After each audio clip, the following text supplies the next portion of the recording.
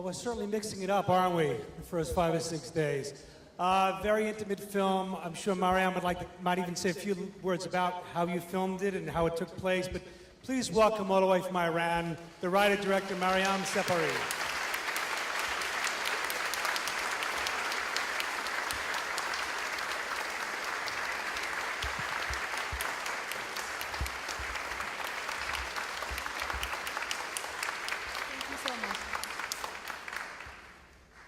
Do we have any questions? Yes, ma'am.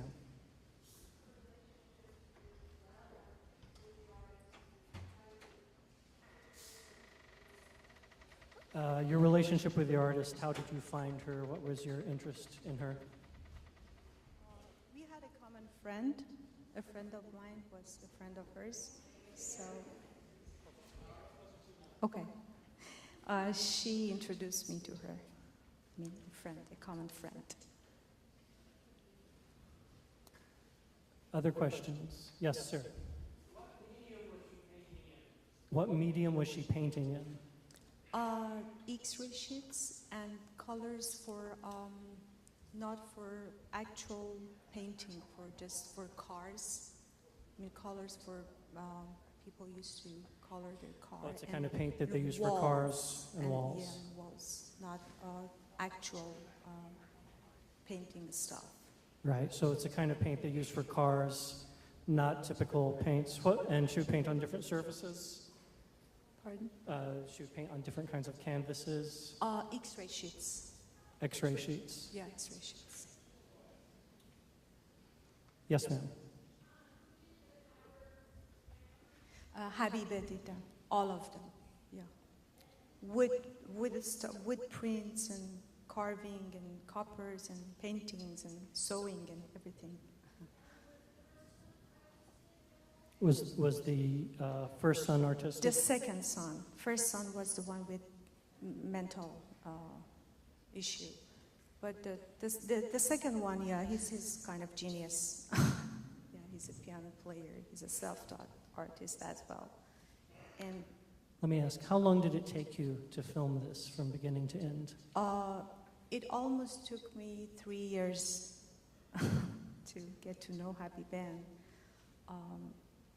After she trusted me and have me in their places and let me start on making the movie, making the documentary. Yes, ma'am.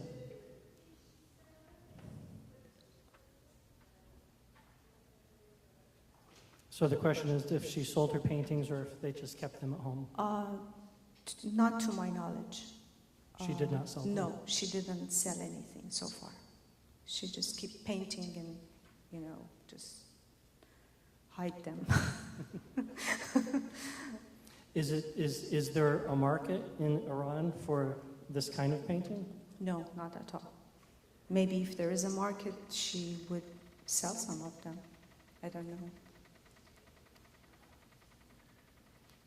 Yes, ma'am.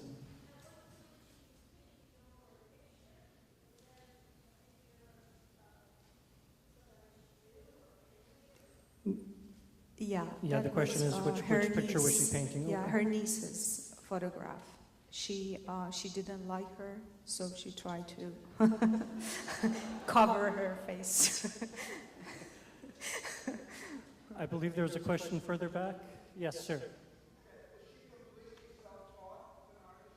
Is she completely self-taught? Yeah, completely. She never went to school or whatever. No, completely self-taught. Yes, ma'am.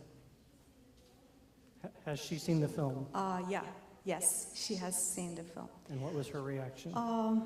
First, she loved it, and after a bit, she gradually started to complain that I don't like this one, I don't like that one, I don't like myself making a cake. My hat is so torn, and I don't like it, and let's get rid of me and have more concentrate on painting. I said, okay, Habiba, that's enough. It's not a slideshow of your painting, it's all about you and your life, and you're good enough to be in the movie. Yes, ma'am. How soon after her daughter died did this 6 documentary years. start? 6 years after she passed away. And she drew all the pictures, I mean, 4,000 of them, 5,000 of them during the 6 years of after she passed away. We have a question from Twitter. How did the sons react to their sister's suicide, and were they able to comfort their mother? Which son, Puyan or Duan? Either son, I guess, both sons. They were kind of sad, of course. And Puyan tried to help Habibe through her painting. He started to make a way for Habibe to maybe she can bring her painting out of Iran. He tried to find contact. Maybe he's able to do that, I'm not sure, because they're trying to find a way to bring all the painting out of Iran and have an exhibition somewhere. Puyan is helping his mother doing that, for comforting her. And that's what Yes, he ma'am. does.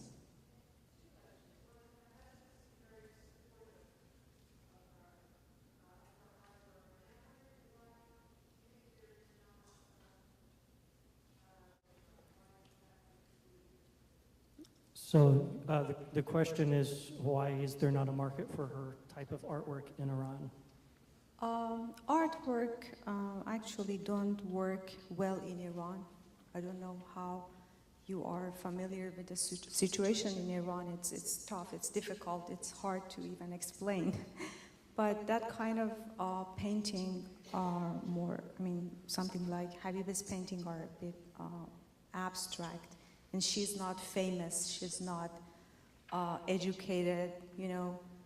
So I think that she needs an agent or someone to help her, you know, develop a maybe website for her or whatever. Her husband is not supportive at all. No, I don't like him. Sorry, but Yes, ma'am. sorry, Fahim. I promise you that I won't tell that, but it's sad. Is her work known at all in Iran? No, at all. No one sees them. Just me and a few friends. So, and you. Yes, ma'am. Has the movie been shown in Iran? Yeah, it had 2 screenings in Iran, but I told Kent that for one of the screening, it was only me and the movie. No one else was there. Because it was 8 in the morning in the opening day of a film festival. So no one was there but me. 2 times. And what was their complaint about you said they had a complaint about the documentary as well? Oh yeah, I told them, why did you put it in that hour? And they say, this documentary has some issue. First of all, the concept of, suicide is a taboo. It's not something that they like it in Iran. And the head cover was not good enough to be shown because it's a hat, not a scarf or veil or whatever. So we, on purpose, we did that because we didn't want much of people see the movie. So that was the reason that they had a screening on 8 in the morning in the opening day. And they were successful because no one was there but me. Yes, ma'am, back there.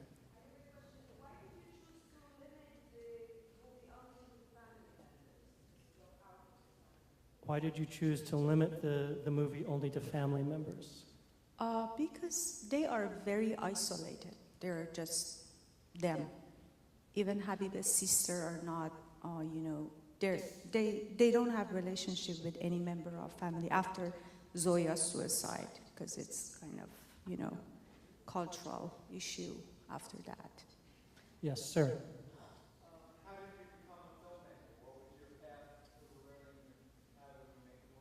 How did you become a filmmaker? I went to school for editing and then photography. My master is in photography. And this is my 4th movie that I made. I don't know why. Maybe that's the wrong way, wrong route, but I picked it up. And from an earlier discussion we had, tell them about the smell in the house. Yeah, that was terrible because of the material, the solvent of the colors are not water. They were not water-based. Something like gasoline or something. That it was terrible, unbearable. Even just staying for 1 or 2 hours, it suffocate you. I don't know how she put up with that smell, but I did too, because I stayed 10 days, 2 weeks with them, and all the time I had that migraine, and I felt, very bad. But you get used to it after a while. Yes, sir. How did you find the family? Yeah, I had a friend that she was a friend with Habibeh, and once she told me that, Mariam, you need to see her painting because she's different, she's something. You need to come over to Kerman, which is almost southeast of Iran. It's very far from Tehran, the capital city. And I had a trip there, and I was like, wow, this is fantastic. Not only the painting, she is fantastic. She's a very strong woman, very unusual. And I was shocked, I was surprised, and said, okay, I'm going to make the movie. So that was my friend's suggestion. There's a question far in the back there. Yes, sir. Yeah, it seemed that you portrayed the husband as being very empathetic and supportive, and yet you say he wasn't. The statement is, it seemed like you portrayed the husband as very supportive, and yet you're saying he wasn't. Do you want to elaborate on that or not? No, I'm just kidding. Yeah, he is kind of supportive, but he's at the same time very controlling. I don't like that part. He is supportive. Of course he is. But he wants to have control over every single thing she draws, and he keeps watching her, and even he wanted to have control over my movie. So that's why I say that I'm not happy with him. That's it. How many paintings do you believe she has? 4,000. 4,000. Yes, ma'am. Oh.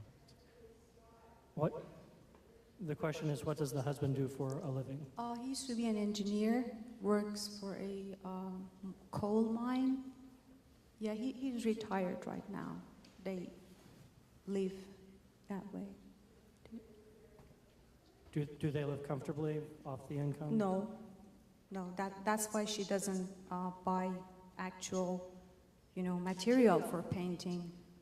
They go and buy very cheap buckets of color that are cheaper so she can paint. She uses lots of, material for her paintings. Yes, ma'am.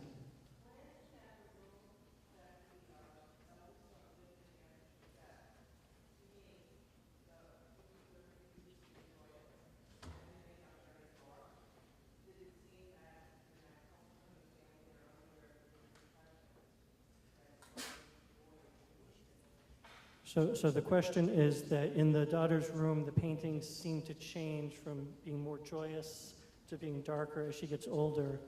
And do you believe the culture is aware of depression that maybe was being shown in her artwork? Exactly. That's what I think. That's my idea as well. That's my opinion. That's the reason that I made that movie, actually. Yeah, she was depressed, to my knowledge. I mean, I think that she was depressed. And yeah, you can see the process of, the painting. They were colorful to begin with, and then they were darker and darker and darker. And yeah, that's true. That's true. I believe there is a question over here somewhere. Yes, sir.